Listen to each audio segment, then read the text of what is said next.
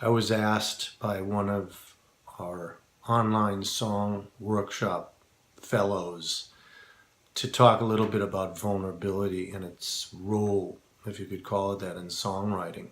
First thing I did was look up vulnerability just to make sure I knew anything about what I was talking about, which is never certain. It means, to be vulnerable is to be in a position where you can be physically hurt.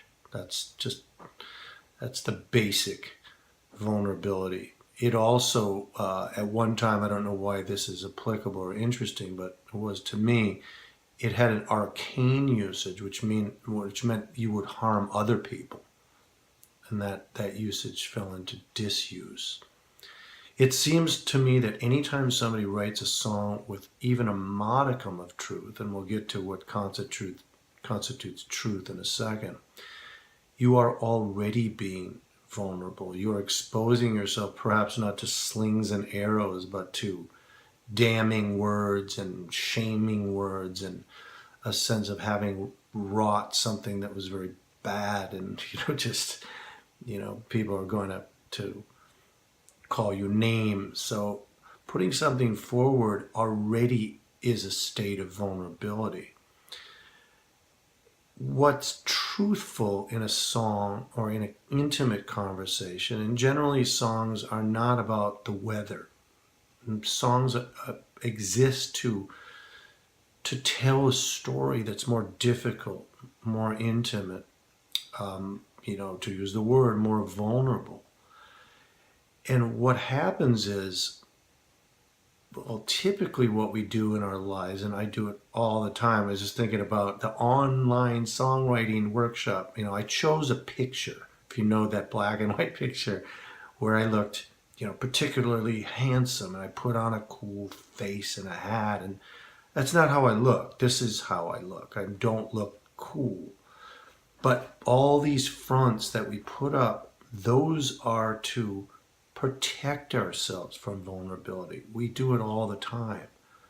And that could be the preponderance of the way we move through the world. But when we're writing a song, if we want it to be effective, if we want it to speak something of truth writ large, we're generally talking about our deficiencies. We're talking about our weaknesses. We're talking not about our certainty, because none of us are ever certain. We like to pretend we're certain, and we're not. We speak even louder so that others think we're certain.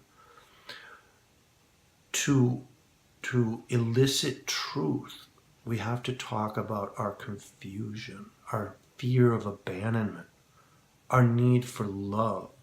And when we're truthful, and we have to do it in a delicate way so that we're not whiny people, and there's an elegance to this and there's an art to it.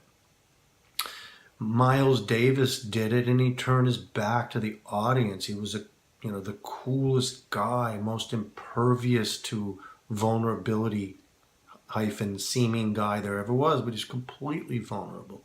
His music was touching, it was soft, it was light, it was expressing something that he could never express in words.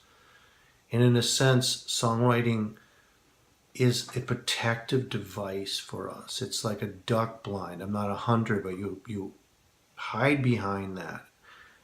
But you have a sense of power because you're hidden. The ducks can't see you, the deer can't see you, and in a certain way, the listener can't see us. But we, through that protective device of the song, we're able to say something of truth. And what is truthful is almost always somewhat vulnerable.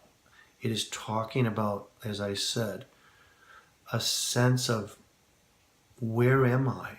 A sense of existential loneliness, which all of us feel, and a profound lack of certainty.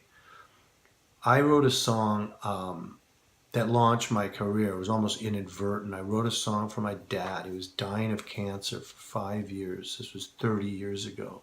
And on the last day was his last Father's Day ever, I wrote this song. I got home from some club. It was 4 a.m, and I started crying at the end of it because this song it came as a shock to me how I'm writing this love song to my dad, both connecting with him and both saying to myself and to the world, he's going to die. This isn't going to last forever.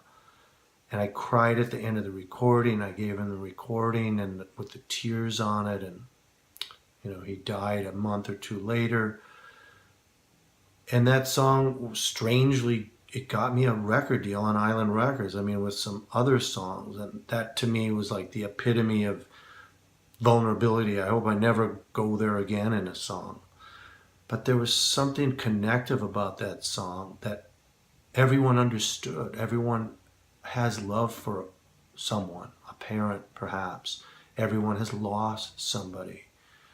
And to show something of that sadness, that very humanity, meant that I was very frail. I wasn't that guy with the hat and the picture. I was broken, small. Now, I'm not saying every bit of vulnerability has to be sad either. There's a certain vulnerability and joy.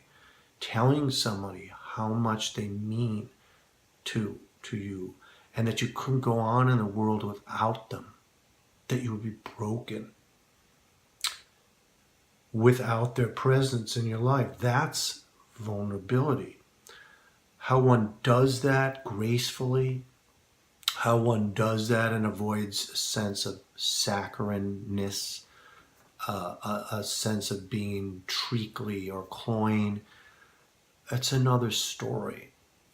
But as an intention, talking about things that are very, very small and very intimate that you'd only save for a lover, for the closest friend, to somebody, almost the truth of a, and God forbid it should ever be this sad, but there's a certain truth that comes out in what they call a deathbed confession. There's no time to bullshit. There's no time for posturing.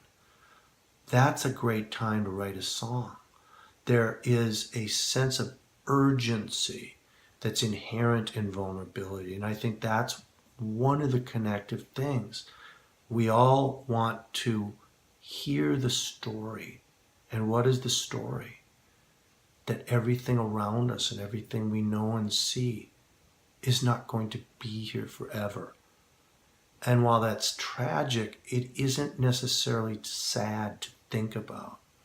It is ennobling. It is creating a certain dynamism in a person to know that this day is all we have. It's all that's certain is not even the day, is this moment.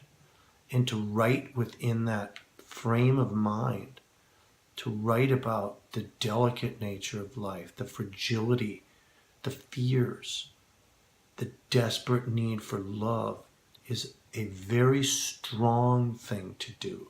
Again, vulnerability is not weak. It takes the strongest men and women to write in this way. So there, one song that comes to mind is strangely "Fuck the Police" by NWA. It sounds like this posturing song, and hey, revolution, we're impervious to all harm and shame. To me, that was a kind of a clarion call about existential loneliness and oppression, and won't you join us? It's a song calling out a need for unity, a need for togetherness. And in the posturing, because you can do this in many, many ways, it doesn't have to be a weepy song. It can be strong too, but there's a sense of need there. I need you. I can't do this alone. So when you think about, if you're interested in writing a vulnerable song, even this week's prompt or any of the prompts, you can use this as a kind of focusing device or a forcing frame. What would you say if you had a complete cognizance of the fleeting nature of life itself?